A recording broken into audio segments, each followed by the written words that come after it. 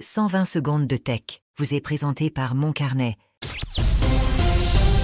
C'est l'édition du lundi 23 septembre. Alors qu'on parle beaucoup de Meta et de Snapchat ces jours-ci, avec leur projet de lunettes connectées, le fabricant de microprocesseurs Qualcomm confirme de son côté collaborer avec Google et Samsung au développement de lunettes connectées pour la réalité mixte, plus légères et discrètes que les casques actuels comme MetaQuest ou l'Apple Vision Pro. Ces lunettes fonctionneraient en tandem avec les téléphones, offrant une alternative pratique aux utilisateurs.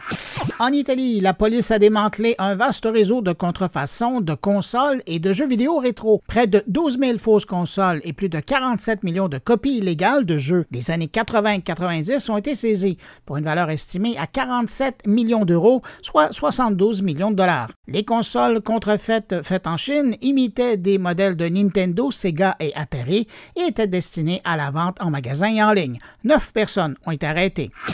L'arrestation du fondateur de Telegram, Pavel Durov, par la justice française semble avoir porté ses fruits. Arrêté il y a plus d'un mois pour son manque de coopération avec les autorités, Durov a depuis changé d'attitude. Telegram collabore désormais plus étroitement avec la justice, partageant notamment les adresses IP des utilisateurs dans des enquêtes sur le crime organisé.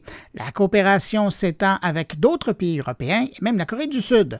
Au total, la justice française a recensé près de 10 000 procédures judiciaires requérant la coopération de Telegram.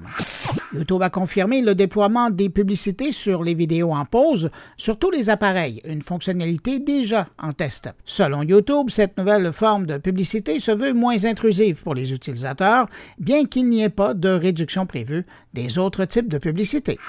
Et je termine avec ce nouveau type d'attaque de la part des cybercriminels russes, chinois et iraniens qui s'intéressent désormais aux comptes liés aux agents conversationnels comme ChatGPT. Les hackers chercheraient à accéder à ces comptes pour contourner les restrictions d'accès imposées par les sanctions occidentales. Les cybercriminels ciblent aussi d'autres IA génératives comme Claude et Novel AI. À demain! Pour suivre l'actualité numérique en profondeur, abonnez-vous à Mon Carnet. Articles, entrevues, discussions et réflexions sur le monde numérique vous y attendent. moncarnet.com